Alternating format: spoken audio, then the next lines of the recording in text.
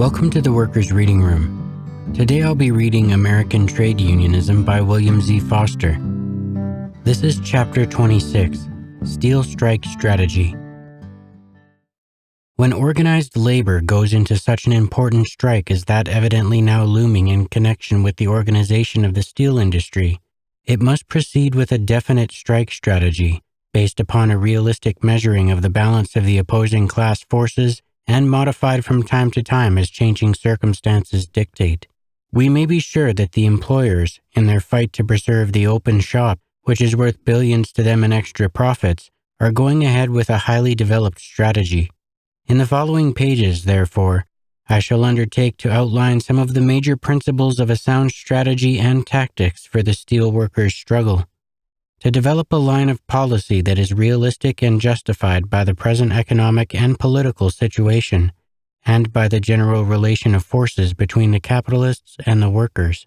The leaders of the CIO and the Steelworkers Organizing Committee are, of course, experienced strike leaders, and it is not for me to instruct them in strike strategy. There remains, however, the task of putting into popular form the principles of strike strategy and strike organization in this very vital situation. In the development of any severe strike struggle between the workers and their employers, the following general propositions, among others, should be constantly borne in mind. First, the cultivation of a firm ideological solidarity in the ranks of the strikers. The bosses, proceeding from the traditional exploiters' principle of divide and conquer, constantly attempt to split the workers along lines of skilled and unskilled, Americans and foreign-born, Negroes and whites, men and women, employed and unemployed, adults and youths, Catholics and Protestants, radicals and conservatives. This danger is especially acute in struggles in the boss-ridden steel industry. In 1919, the employers and their tools tried with all these means to pit one section of the workers against the other, and they may be depended upon to do so again in 1937. As against these disruptive moves, the workers' leaders must counter by a loyal defense in the interests of all these various groups, thus making them all feel that they have everything to gain from the success of the general movement. They must focus the attention of the masses primarily upon the immediate economic and political demands of the steel workers and reject all reactionary efforts to divert the workers' attention into abstract discussions of race, religion, policies, etc. Especially, there must be no boss-inspired red baiting allowed to take root in the steelworkers' movement and to disrupt its forces. The steel campaign can be a success only if the maximum possible ideological solidarity of the workers is achieved and maintained. Second, another important consideration in the question of developing a successful strike strategy is the careful cultivation of a high morale among the strikers. This is very necessary in fighting such a vicious combination as the Steel Trust, and morale building must be gone about systematically. The achievement of the ideological solidarity previously discussed is an important element in developing a good morale among the workers, but it must be supplemented by various other factors, including persistent education of the masses regarding the strike situation and the political meaning of the struggle, by cultivating mass participation in strike activities and democratic control of the strike, by exercising a determined and reliable leadership, by a firm but not mechanical discipline, an effective dramatization of the struggle, good strike organization, etc. Third, a further elementary question of good strike strategy is to proceed upon the general principle of the offensive. Workers, like soldiers, fight best on the attack. A defensive strike is a losing strike. The steel workers should never allow themselves to be put on the defensive. Every halt must be utilized to organize a new attack, and every attack by the employers or the government must be offset by some form of renewed counteroffensive. Only when workers are completely defeated is such a policy not possible. The steel workers must know how to guard their strike reserves and to draw upon them when a new forward movement is necessary. The present economic and political situation greatly favors a policy of the offensive. These elements of strike strategy, a firm ideological solidarity of the workers, a high morale in the strike, a strike that proceeds upon the principles of the offensive, must be constantly borne in mind in developing every stage of the coming struggle. But there are many other principles of strike strategy, no less important, which I shall now proceed to discuss in some detail. A unified command is a fundamental principle of strategy in all strikes, as well as military operations. What is involved in it is the unified action of the fighting forces. Failure to achieve such a unified strike leadership, principally through craft divisions, has cost the workers many a bitter defeat, especially as a unified command and real solidarity of the workers necessary to beat the open shop kings in the steel, auto, rubber, oil, etc. industries. The industrial form of the CIO unions conducting the struggle in these industries lays a solid foundation for a unified command and the vital strike unity. Nevertheless, a danger threatens from the craft union leaders of the American Federation of Labor. These reactionaries, although they themselves for years have done nothing to organize the mass production industries, are extremely antagonistic towards the Committee for Industrial Organization doing the job. They assume a dog-in-the-manger attitude. It is more than likely, therefore, that they will inject themselves into the situation and try to inveigle a fringe of the skilled workers into their many disconnected craft unions. At the moment I write these lines, they are following such a strike-breaking policy in the General Motors auto strike. Such an addition would be a crime against the steel, auto, and other workers, as it would seriously split their ranks and weaken their fighting force. But no one familiar with the shady history of the reactionary AFL leaders need be surprised to see them adopt such a disruptive course. They have done it time and again in strikes of independent unions. The danger is all the greater inasmuch as the trust magnates, happy to see the workers dissipate their strength fighting each other, always greet and encourage the craft union leaders in their splitting tactics. The introduction of craft unionism into the mass production industries by the AFL leaders should be resisted militantly by every progressive force in the whole labor movement as a strike-breaking policy. This resistance should be supported by an aggressive campaign to educate the unorganized masses as to the historical failure of craft unionism in the mass production industries, and by a call to these workers not to join the craft unions, but to affiliate themselves with the CIO industrial unions. If, nevertheless, the craft unions should succeed in getting into steel by the time the strike takes place, they must be dealt with on a united front basis, and unity of action sought in this manner. They should be drawn into the strike on a full cooperative basis with the industrial unions. This means that they ought to be allowed and induced to send regular delegates to the strike committees and likewise to their subcommittees for relief, defense, publicity, etc., and that they should also participate in the mass picketing and other mass strike activities. The craft leaders would object to this, so it would have to be done over their heads by direct appeal to the membership. Only in the unlikely event, however, that the craft unions should become real factors in the steel industry, would it be practical to make the resultant trade union agreement of a joint character signed by other unions as well as the amalgamated association. In the developing Great Strike movement, there must be prevented at all costs the shameful but all too common spectacle of union strike breaking, that is, of one or more unions striking while the others work. The solidarity of labor demands that the craft unions stay out of the mass production industries and leave the field to the industrial unions. For them to enter these industries at this time could serve the interests of no one but the great trust magnates and reaction generally. A good military strategist never forgets his main objective, although bad leaders often do. He refuses to allow himself to be diverted from his goal by the feints and tricks of his opponents. And so it is with the labor strategist. He too must always keep his major objective in mind. He must constantly be on the alert to keep the employers from sidetracking his whole movement into the fatal swamp of delay, disintegrations, and betrayal. Especially is such vigilance necessary when the enemy is the powerful and resourceful Steel Trust. Up till the present time, the central strategy of the Steel Corporation has aimed at destroying the steel campaign by giving niggardly wage increases to the workers and by cultivating the company unions. Although their great plant supplies of tear gas, machine guns, and other deadly weapons show that they are preparing for drastic violence, the employers have been unable as yet under the present circumstances to employ the widespread discharge of workers, suppression of free speech, terrorism of workers and organizers, etc., with which they opposed the organizing campaign in 1919. As soon as the movement of the steelworkers approaches the point of mass action, we may expect that the steel barons will go into the next stage of their anti-union strategy, not only by using more terroristic methods, but also by having recourse to the policy of seeking to divert the whole thrust of the union away from the companies and into a hopeless morass of governmental committees, court action, time-killing mediation, etc. The first real test of the steelworkers' strength and strike strategy will come when they have organized the bulk of the workers and they serve their demands upon the Iron and Steel Institute for a conference to work out a national trade union agreement for the steel industry.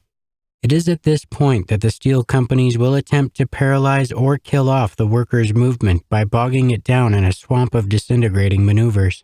This is when the workers must be most acutely on guard, and when they have to persist more determinedly towards their central objective of forcing concessions directly from the employers. The steelworkers must not trust their cause into the hands of the Roosevelt government. The government is allied with many great capitalist interests, and it cannot be depended upon to force the Steel Trust to make a settlement favorable to the workers. Especially must the steelworkers beware that Roosevelt's era of good feeling policy does not result in some sort of a compromise disastrous to their movement. If Hearst and other labor haters are enthusiastic over the so-called era of good feeling, it is because they see in it a possible means to check the workers' advance to trade union organization and better living conditions.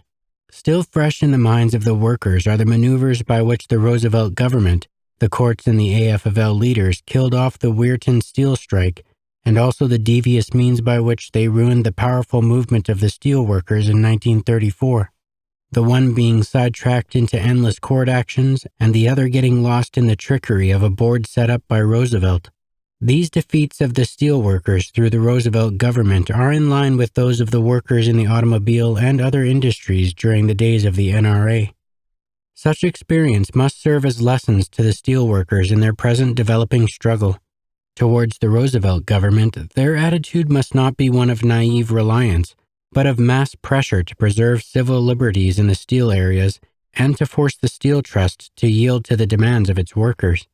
The steelworkers must not let their movement degenerate into mere court actions to defend their right to organize, or long-winded government-controlled elections supposedly to learn whether or not the Amalgamated Association has the right to represent the steelworkers.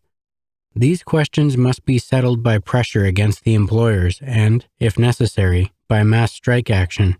The central aim of the movement should be a direct settlement between the unions and the employers, and every step taken must be directed to accomplish this end. The steelworkers should not enter into arbitration proceedings or other settlement maneuvers engineered by the government unless their major demands have been conceded. Should the employers fail in their inevitable attempt to liquidate the steelworkers' movement through government or court action, or through some such phony arbitration as employers have so often defeated workers in the past, then in all likelihood they will set out to beat the CIO and the Amalgamated Association in an open strike struggle. Just what kind of a fight they are getting ready to make may be gathered from the fact that they are now storing up their plants with machine guns, rifles, tear gas, etc., and are even drilling their thugs in preparation for a fierce strike. The steelworkers, therefore, must base their plans upon the practically certain prospect of a great strike against the steel corporations.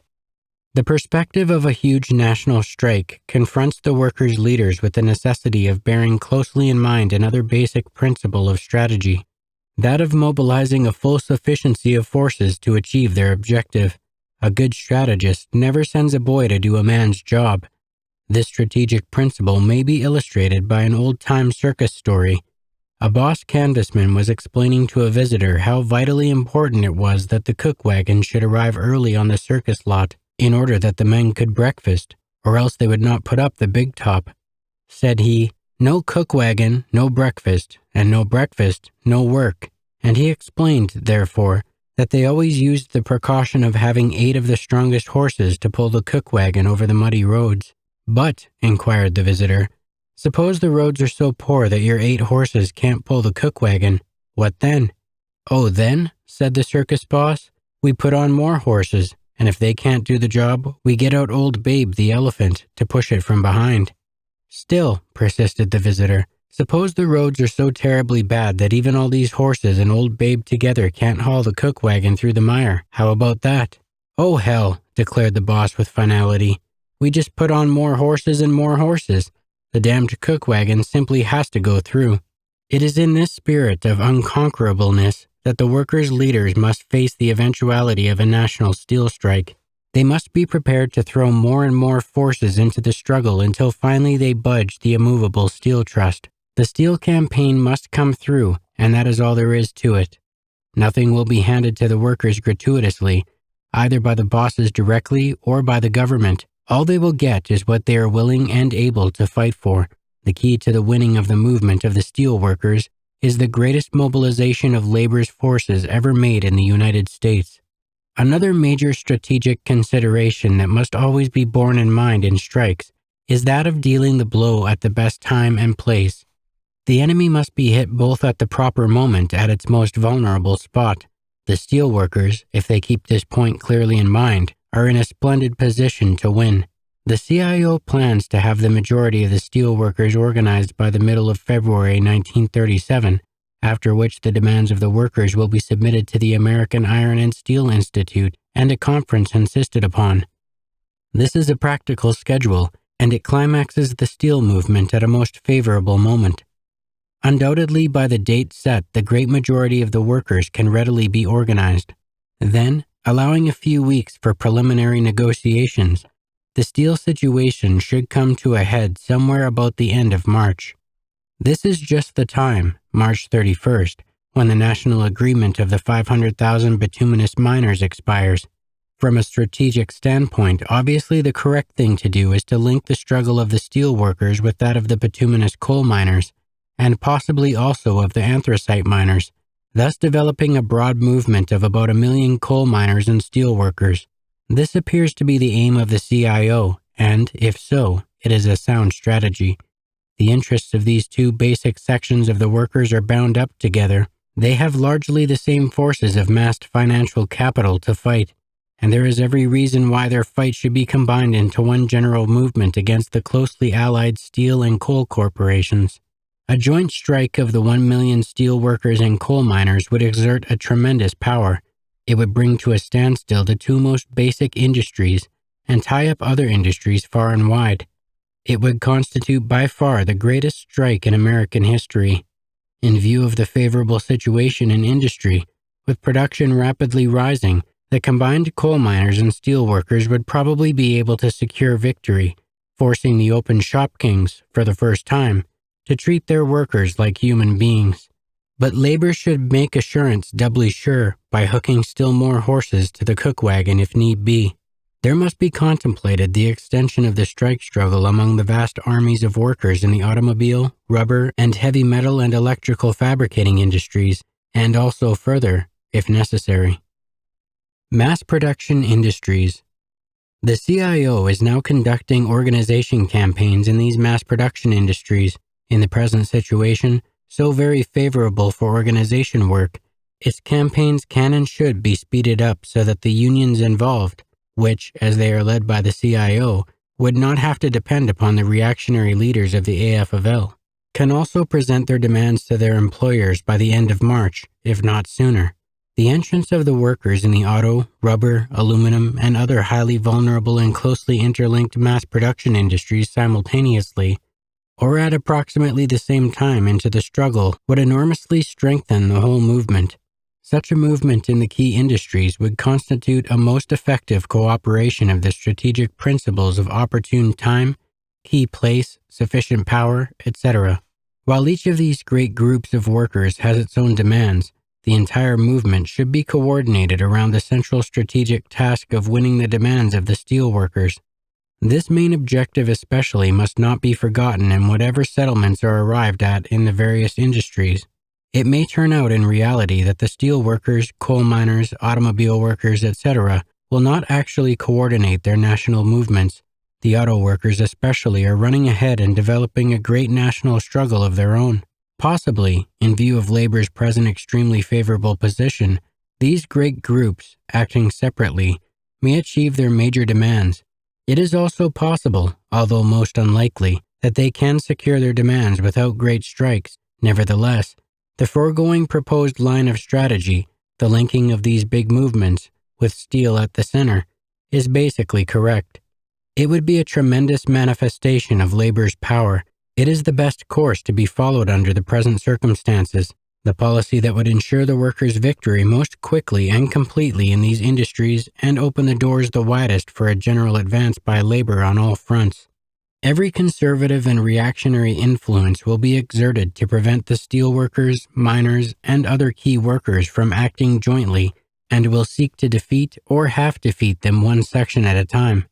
It is, therefore, the great task of the progressive forces to do all possible to link the steel, coal, auto, and other workers into one great united front fighting movement against massed financial capital.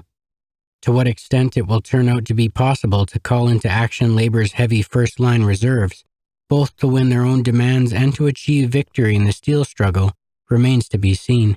But one thing is clear: whether the steel workers strike alone, jointly with the miners, or in combination with other industries, at least they must have substantial support from the railroad workers. The latter must refuse to haul raw materials into or finished products out of the steel mills. If the conservative leaders of the railroad brotherhoods do not agree to prohibit the hauling of cars in and out of struck mills, the rank-and-file railroad workers must be organized not to go through the picket lines into the mills, and all this in spite of the wage concessions that the companies are evidently preparing to give them to lull their fighting spirit. Failure of support from the railroad workers in this elementary respect was a basic cause for the loss of the 1919 strike, and it must not be repeated. Organized labor must be prepared, if necessary, to support the approaching steel strike by strike action far and wide in many other industries. At all costs, the steel workers' struggle for organization must be won.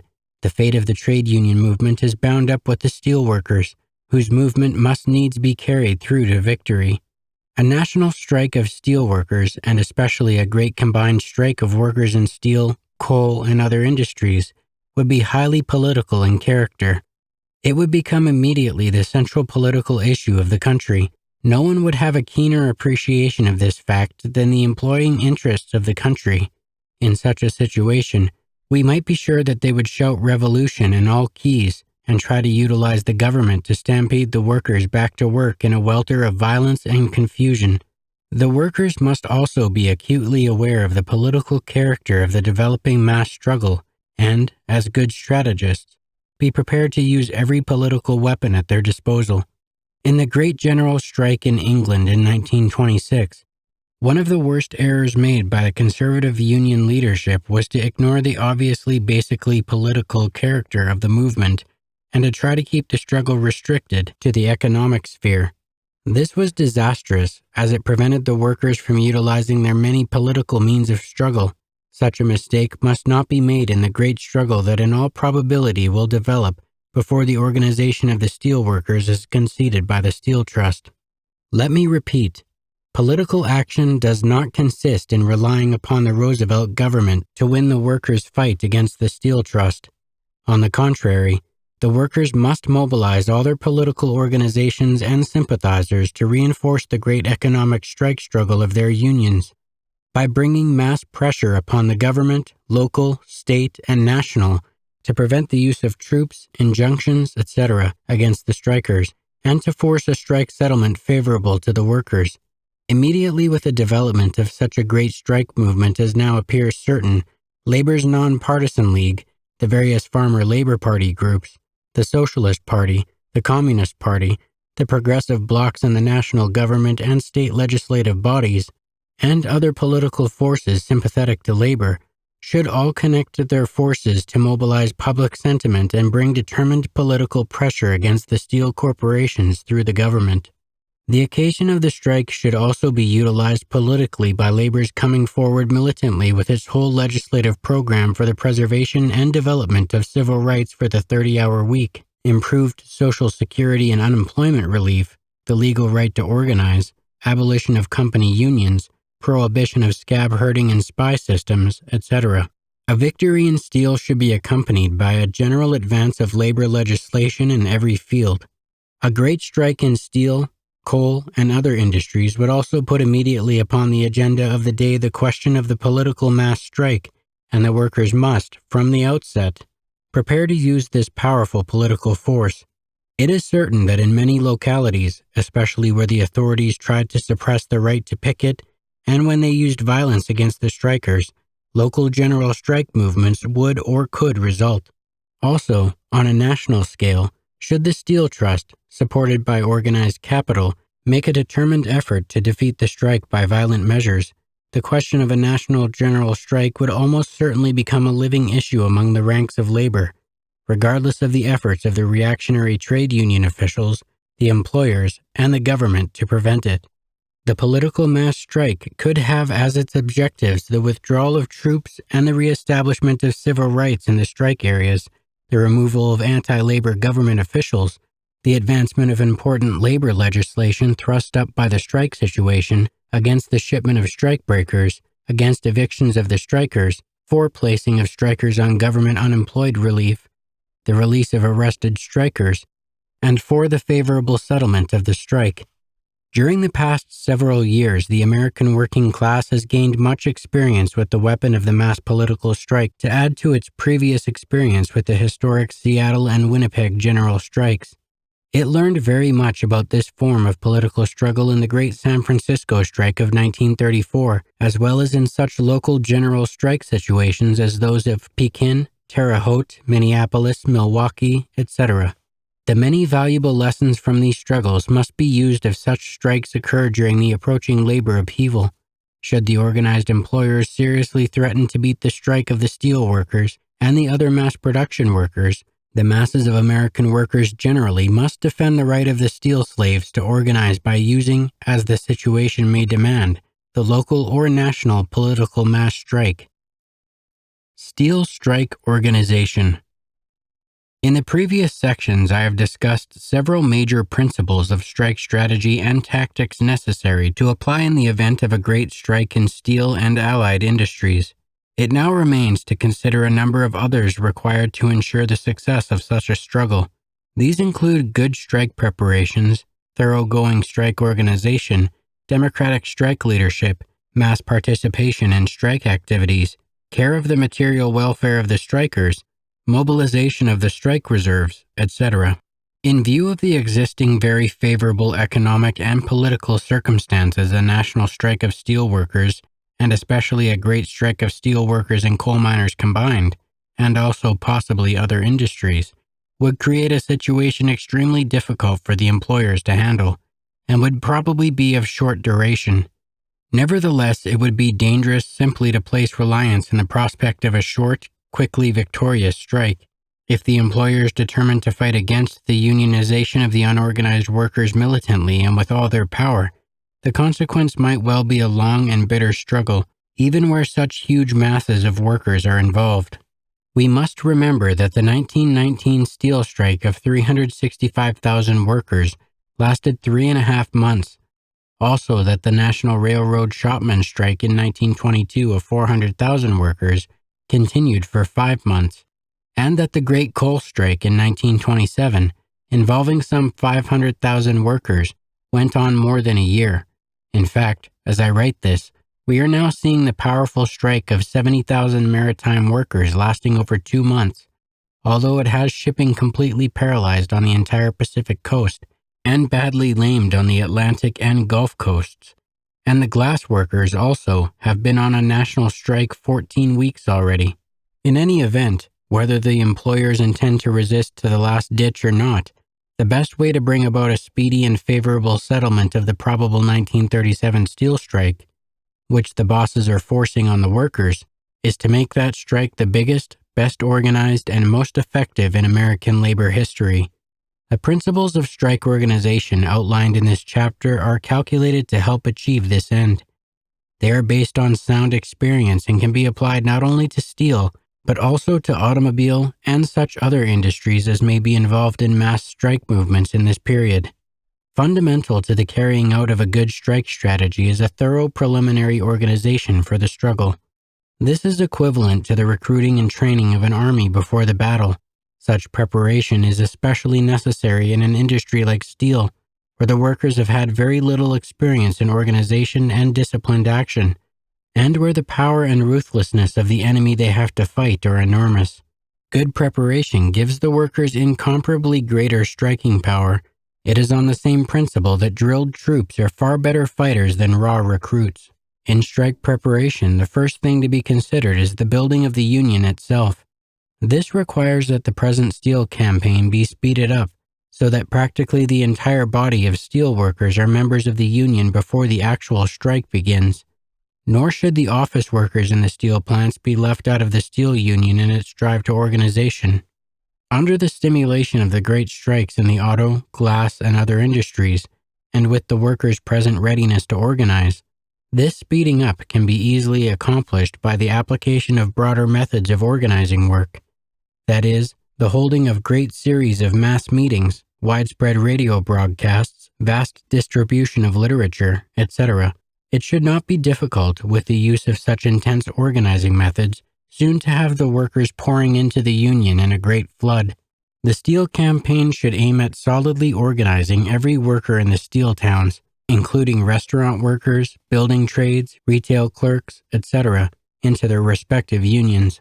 The extension of the Union to include all possible masses of steel workers is the main insurance against the development of the dangerous back-to-work movements that are always organized by the employers in every great strike and which are now so menacing in the automobile strike. It is, of course, vitally necessary to organize the most important key plants, but the work must not be confined to them. It must take in the whole steel industry. Can the sit-down and stay-in types of local strikes, which are now so rapidly organizing the workers in the automobile industry, also be used in the preliminary stages of unionizing steel? This remains to be learned. As the steel movement grows, as the workers feel the union becoming strong, as their morale and feeling of power rise, and as they see workers in other industries conducting local strikes successfully, the steel workers, smarting under long years of injustice, may wish to try such strikes themselves, at least in the smaller independent plants. Whether or not they can do so successfully will depend upon whether the employers take advantage of such local strikes to force unprepared and disastrous partial struggles.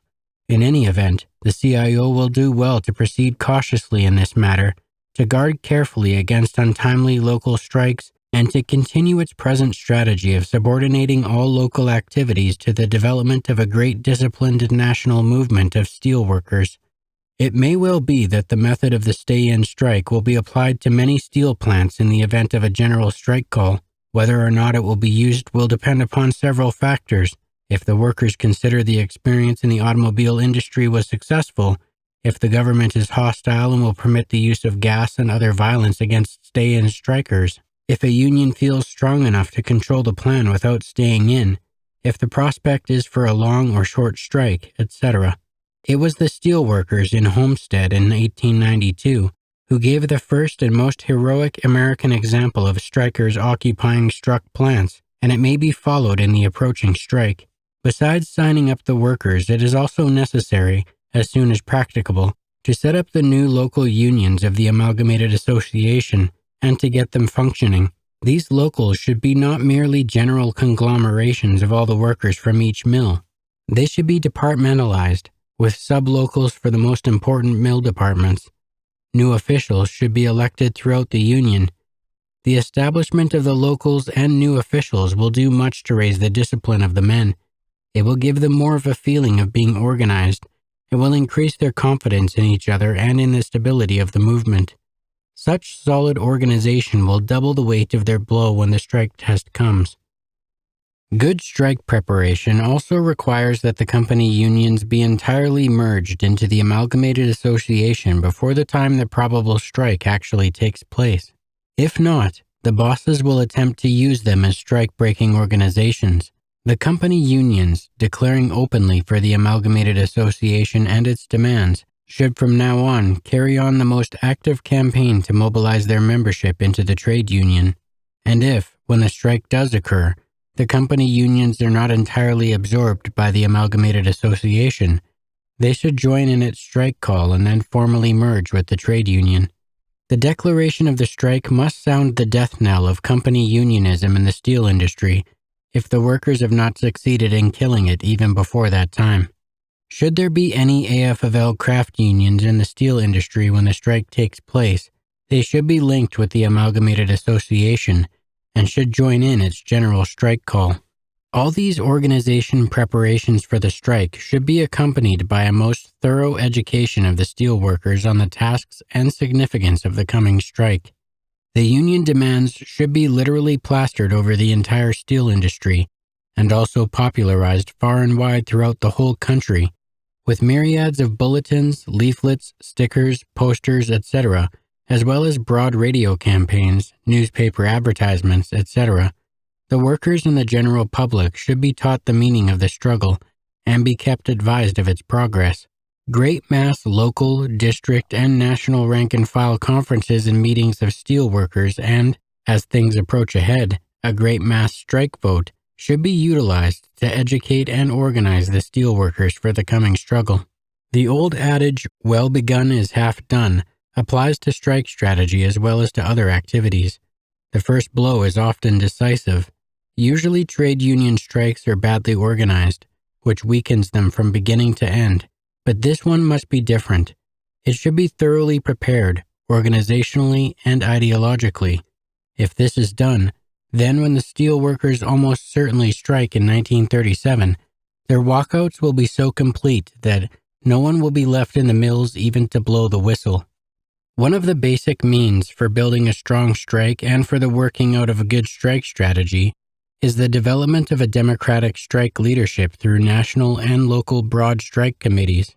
Usually AFL strikes are managed by small and remote committees of bureaucratic officials. These people, whose conservative and slippery policies make it necessary for them to prevent rank-and-file interference in the strike control, remain quite detached from the working masses. They issue arbitrary commands to the workers, who have practically nothing to say about the whole strike.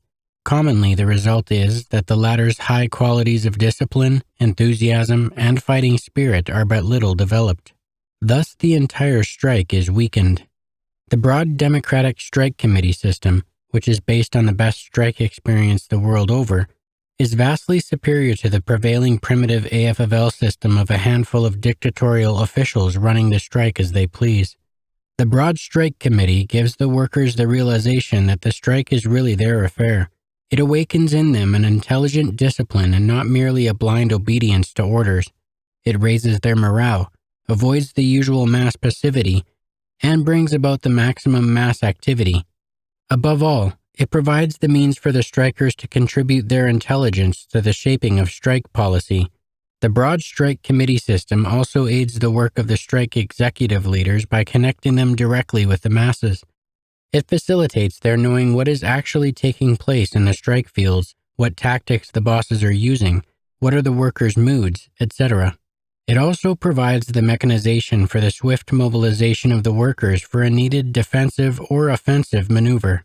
This system of broad strike committees has been used to considerable extent in the AFL needle trades and other progressive American unions, but especially by the militant unions such as the IWW, TUUL, etc., and by many unions in other countries.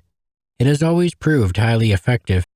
The coming steel strike, in keeping with the progressive character of the CIO movement, should systematically apply the powerful weapon of the Broad Strike Committee. The democratization of the strike leadership should start at the top. The National Leading Committee of the whole strike should consist not only of the national union executives, but also of striker representatives from the various striking areas and industries if more than steel is involved. This broad committee, with proper departments for publicity, relief, and defense, should deal with major questions of policy. It should meet frequently and have a small executive committee carry on the strike leadership between meetings. Large departmentalized strike committees, based upon the regular union officials plus a broad representation of mill strikers, should also be organized in the respective steel towns and districts, as local circumstances may dictate.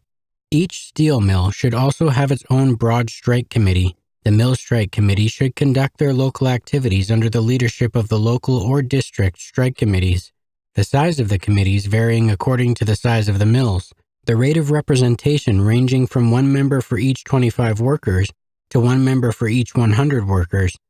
Such mill strike committees should be thoroughly representative of all departments, special care being taken also to see that Negroes and foreign-born workers are fully represented and elected to responsible leading posts. The women's trade union auxiliaries should be represented in the strike committees. The mill strike committees have a maze of functions. Especially complicated are their tasks in the case of stay-in strikes. They have to be organized through subcommittees to attend to picketing, discipline, food, sleeping arrangements, medical care, entertainment, defense, liaison with the local strike committee, and other struck plants, etc. Consequently, the mill committees must be highly responsive to the needs and control of the strikers. The strike committees, national, district, local, and mill, should be fully authorized to conduct the strike in all its phases. The various regular trade union organs, such as national executive boards, district councils, local unions, etc., meeting only to transact routine business not immediately connected with the strike.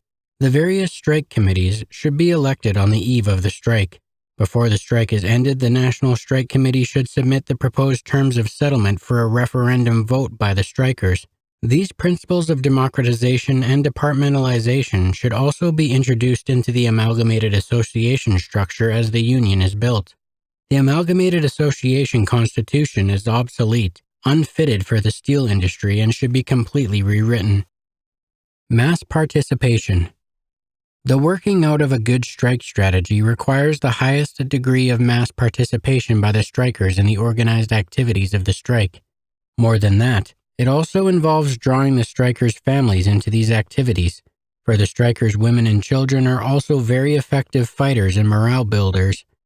Only by such a general participation of the whole strike-bound population and the development of the highest degree of activity possible by men, women, and children can the maximum striking power of the workers be realized.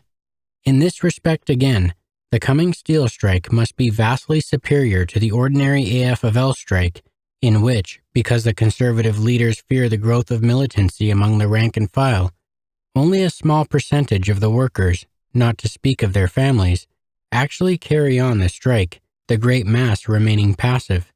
In previous pages, I have discussed various forms of cultivating a high degree of mass strike activity, the holding of democratically elected local, district, and national rank-and-file pre-strike conferences to formulate and popularize the workers' demands, and to elect the union officials, the general voting upon all settlement proposals, etc. To these measures should be added the holding of frequent mass meetings during the strike, mass parades of strikers, mass marches of men, women, and children from district to district and mill to mill, the sending of small delegations or flying squads of workers from one area or industry to another, the teaching of the strikers to sing labor songs in their meetings and demonstrations, the development of sports activities for the youth, the holding of social affairs, etc. But the most important of all forms of mass strike activities is mass picketing. Good picketing is a decisive factor in every big strike. That is why employers are so rabidly opposed to it. Picketing is usually grossly neglected in the ordinary AFL strike, only a few of the workers carrying it on, and then merely in a desultory fashion. The consequence is a great loss in the holding power of the strike. The best way to conduct picketing is on a mass basis. Not only should all the strikers be mobilized for picketing, but their women and children as well. In addition, prominent liberals and others should be brought into the strike areas from the outside to march in the picket lines. Where one or more industries are striking, joint picketing should be organized. The unemployed can play a most important role in picketing, and the members of non-striking unions should also be systematically drawn into the work. Women's and children's picket lines should be organized on special occasions.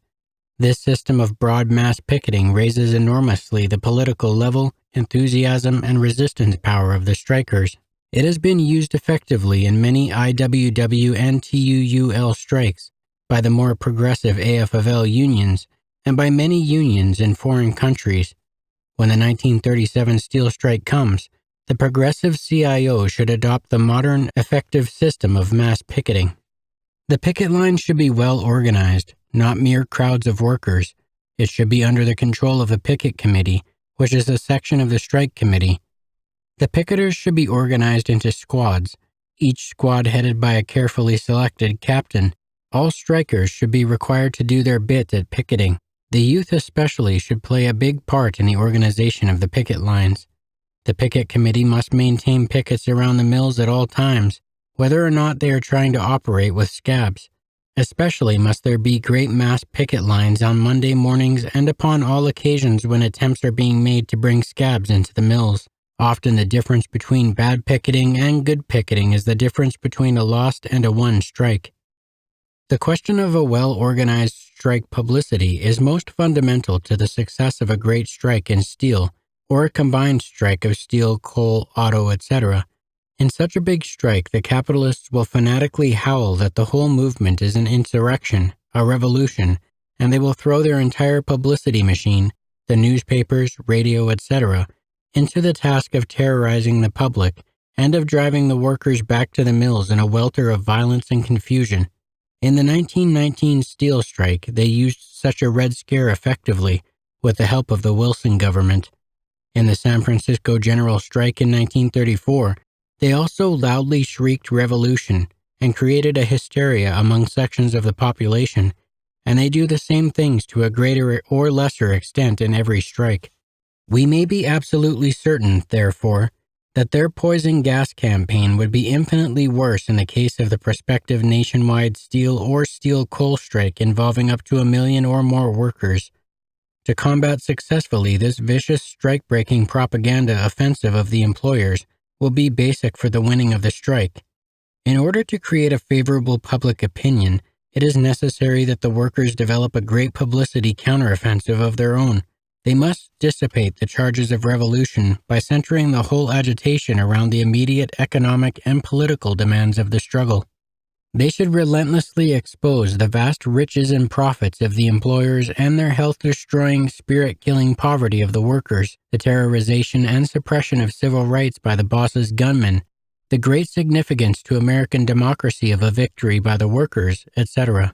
The strikers must know how to dramatize their struggle by sending women's and children's delegations to the state legislatures and to Congress, by securing investigations by government and citizens committees, by covering the country with a network of sympathetic mass meetings, by staging great mass demonstrations of all kinds throughout the strike areas, by monster mass picket lines, etc. Not the least of this essential publicity work is the education of the strikers themselves, who will be subjected to the fiercest propaganda barrage from the employers in attempts to stampede them back to work.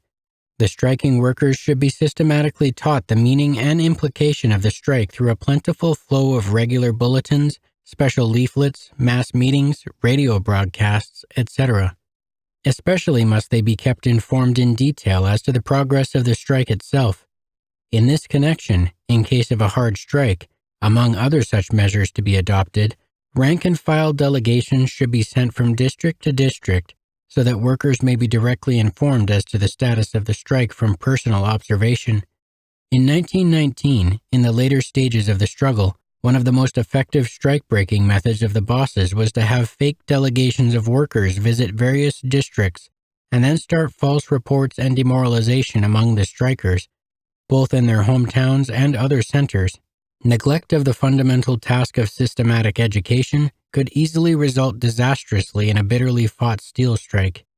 To meet these huge educational tasks of creating a favorable public opinion and of keeping confusion out of the ranks of the strikers, the National Strike Committee should set up a special publicity section with an experienced publicity director in charge.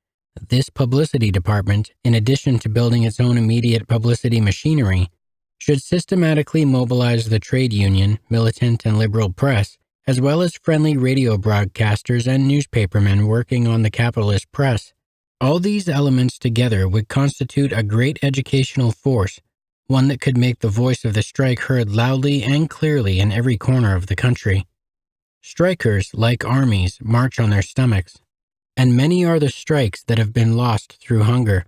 In making ready for a great strike in steel, it is necessary that all preparations be made to build up a strong system of strike relief, despite the probability of the struggle being of short duration. In the matter of relief work, as in so much other of the phases, American strikes are usually very weak. Strikes which provide relief systems that can serve as examples for the coming strike are the 1919 steel strike and the 1926 Passaic textile strike. The strike relief machinery should be in operation no later than 2 weeks after the strike begins, because from the outset there are always emergency cases requiring attention. The CIO general call for a strike fund ought to go out immediately upon the declaration of the strike, this to be supported by calls from the AFL, individual trade unions, state federations, central labor councils, and other sympathizing organizations. Of course, the reactionary AFL leaders will either openly or covertly oppose such strike support, but their opposition must and can be broken down by rank-and-file pressure. The striking union or unions should set up an organized relief department as a subsection of the General Strike Committee with an experienced relief organizer in charge. Strike relief work has two general aspects, collection and distribution, and there must be created special organization for each. On the collection side, the organization should consist of A. Trade union strike relief committees in various cities and towns, B. United Front relief committees or other workers' organizations in the same localities, C. Special relief committees of liberal professionals, clericals, writers, etc. All these committees are to be coordinated through the National Relief Department of the Strike Committee. A corps of relief collectors and organizers should be put in the field by the National Relief Organization. Depots should be established in all important centers for the collection of cash, food, and other strike supplies. National and local relief conferences ought to be held wherever practical. There can be drawn into the relief collection work not only trade unions, but also churches, YMCAs, Negro organizations, fraternal societies, farmers' unions, veterans organizations, cooperatives, unemployed workers associations, and workers' political parties. The distribution side of the relief is to be handled by special relief committees of strikers in the strike areas, under supervision of their respective strike committees. The relief committees require subcommittees to investigate needy cases and to check up generally on the distribution of relief. In this sphere, the strikers' womenfolk can do very important work. At the outset of the strike, all efforts should be made to get the strikers on the home relief lists upon the same basis as the unemployed. This can be accomplished in many places with the proper political mass pressure. Inasmuch as regular strike benefits could not, in all probability, be paid in a national 1937 strike of steelworkers, the strike relief necessarily takes three major forms. A. Distribution of cash for the strikers' special expenses. B. Common kitchens where food is prepared for the strikers and their families, with special food for the smaller children. C. Commissaries from which families may carry home groceries, clothing, and other strike relief supplies. Money. The organization forming the CIO should place upon themselves heavy strike assessments. Other unions should adopt voluntary assessments. This financial income should be supplemented by tag days, shop collections, social affairs, special milk funds, etc., organized by the strike committees in the various centers. Food. Great concentration must be made upon the collection of non-perishable foods by the strike committees, house-to-house collections being organized. Special attention should be given to collecting strike relief supplies in the immediate strike areas and surrounding territories. The farmers provide a rich source of food collection in such big strikes, and their organizations need to be contacted. Shelter. This is always a great problem in large strikes. It must be attacked in a variety of ways, by doubling up the evicted families with others, by moratoriums in rent paying in strike-bound towns, by extension of credit to strikers by landlords, by court action and mass pressure to prevent evictions, etc. Where company towns exist, tent colonies and barracks may be necessary to take care of the wholesale evictions. The shutting off of gas, electricity, and water can often be stopped by exerting political pressure upon the local authorities. In some instances, cash is necessary to meet rent, water, light, and similar expenses. Clothing. Systematic collections of all kinds of clothing should be made by the relief committees all over the country. Local clothing repair units can be established in the strike towns by sympathetic women and tailors. Cobblers should be organized to take care of shoe repairs, etc. Medical aid. In every strike center, medical units of voluntary doctors, dentists, nurses, etc. should be established. Medical units also may be organized outside and sent into the strike areas by the relief committees. In addition, there should be committees of outside doctors to visit and to give publicity on conditions in the strike districts. Relief collection and distribution must be handled basically as a political question, not as a matter of charity.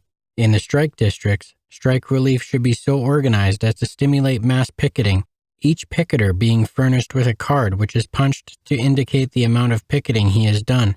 The collection of relief in the various cities should be utilized to arouse the class-conscious solidarity of the workers and to draw the broadest masses of workers into active support of the strike. The whole relief apparatus, collection and distribution, must be utilized to popularize the objectives of the strike, to prevent the recruitment of strikebreakers, to defend the strikers' civil rights, and to bring pressure to bear upon the employers and the government for a favorable settlement of the strike. A well-organized relief system can exert a tremendous force in strengthening the strike, both economically and politically. In every strike, the question of defending the civil rights and personal safety of the strikers and the union leaders constitutes an important problem. Especially is this problem acute in a great strike against the lawless and violent steel barons. Defense activities are not only a matter of court action, but especially of mass pressure of the strikers and the widest possible masses of strike sympathizers against the government and the employers. The National Strike Committee requires a legal department which organizes this branch of strike work. Here the International Labor Defense can also play an important part. A staff of voluntary attorneys should be recruited nationally and in the respective strike areas. Attacks on the civil rights of the strikers by the employers, in whatever manner, must be militantly resisted. All the forces of the strikers, the outside labor movement, the strike relief organization, and the sympathetic masses generally should be mobilized to protest against such attacks on the democratic rights of the workers. Through the holding of mass meetings, sending of delegations to the state legislatures and Congress. When injunctions are issued forbidding the right of free speech and assembly, the strikers should follow the traditional American trade union policy of ignoring such court orders. When troops are brought into a strike area, the strikers must not only firmly insist upon the maintenance of their civil rights, but also know how to fraternize with the soldiers and thus win as many as possible of them to the side of the strike. Vigilant protection must be constantly given to the persons of the strikers and their leaders. When either striker or leader is arrested for strike activities, he should be promptly defended legally and politically. Where there is danger of violent attacks upon the strikers' meetings or upon their leaders by gunmen and vigilantes, these meetings and leaders must be personally defended, such protective measures being organized by the picket committee and being especially the task of the youth. Against the company-controlled violators of civil rights and for the personal safety of strikers and leaders, the strikers should make active use of all available political institutions, including the arrest and prosecution of the armed thugs, the securing of injunctions against the violators of the workers' civil rights, the removal, impeachment, and election defeat of lawless city and state officials. Every good general understands that a basic part of his strategy is carefully to mobilize and utilize his reserves, and the need to do this is no less acute in a strike, especially in the case of a great strike in steel and allied industries. Such a strike would, from the outset, have vast political reserves, created by the profound sympathy the strike would awaken in the toiling masses. These masses would realize that not only were the steel strikers' interests involved in the struggle, but also their own living standards and democratic rights. The strike leadership must know how to organize and make the maximum use of this favorable mass sentiment of these great reserves. Usually, this kind of work, like the various other tasks that go to make up a strong strike, are grossly neglected in AFL strikes. This must not happen in the steel strike, for we may be sure that the Steel Trust will mobilize every reactionary influence in the United States behind its cause, and the workers will need every possible ounce of support for theirs.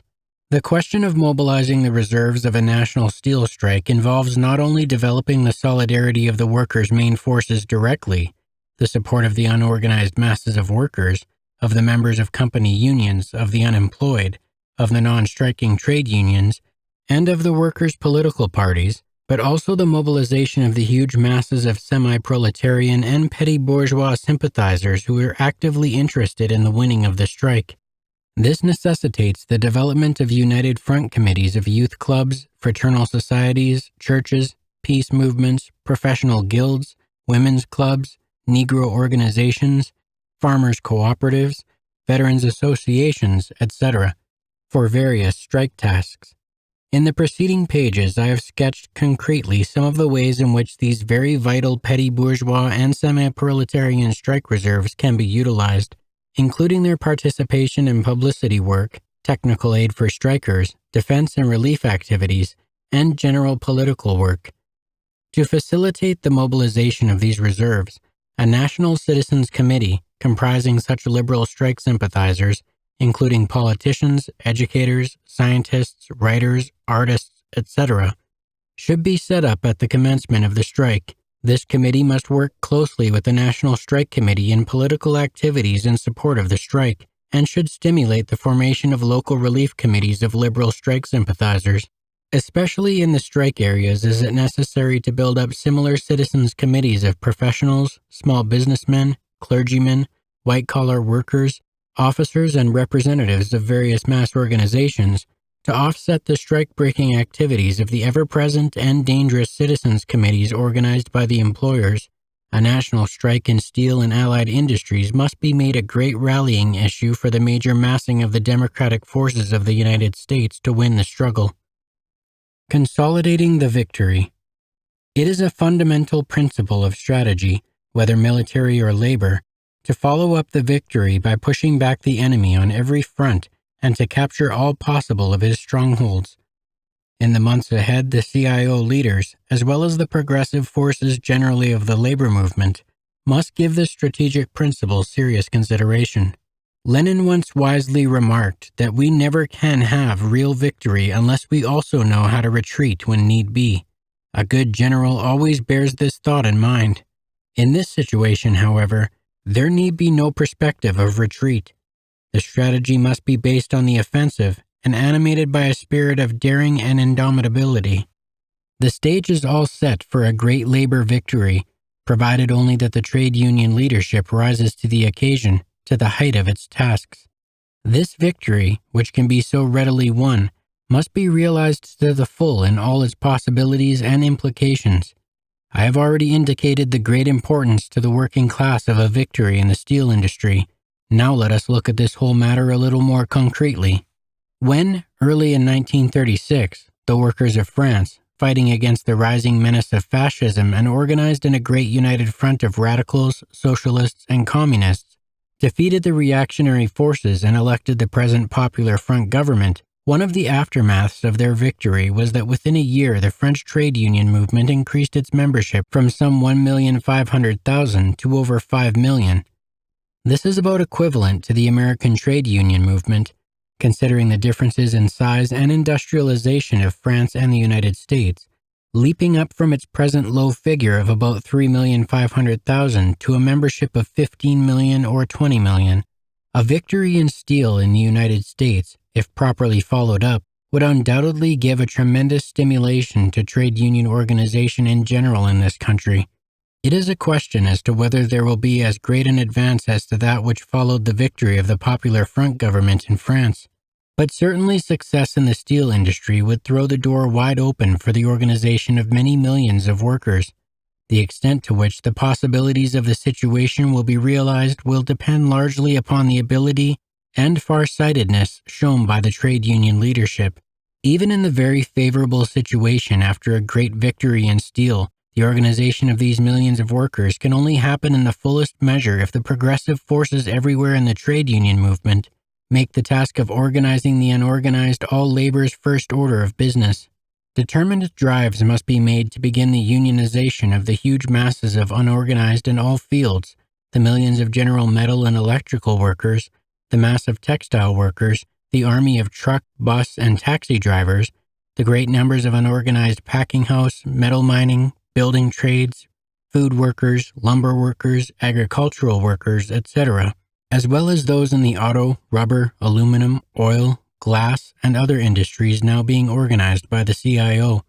Nor should there be forgotten the masses of white-collar workers, teachers, technicians, office workers, and government employees who are increasingly ready for organization. Big inroads by the trade unions into these great unorganized millions can be made by the labor movement if the work is gone about with system and decision. Every branch of organized labor must take up the organization work. The CIO should seize upon the event of a victory in steel to redouble its own efforts to organize the mass production industries and to stimulate all sections of the labor movement into the greatest organizing campaign in the history of American labor. The reactionary AFL Executive Council must be compelled by mass pressure to support the growing organization campaigns, or at least not to sabotage them. Every international union, state federation of labor, city central body, and local union should begin organizing work in its respective sphere. The whole labor movement must surge with organization work. This is the first task in consolidating a steel victory, by registering it in the fundamental field of organization among the unorganized millions. If this task of organization is well conceived and properly carried out, it will mean incomparably more power and militancy for the labor movement in this country. 1937. That is the end of Chapter 26 of American Trade Unionism. Thank you for listening to the Workers' Reading Room. Have a good evening.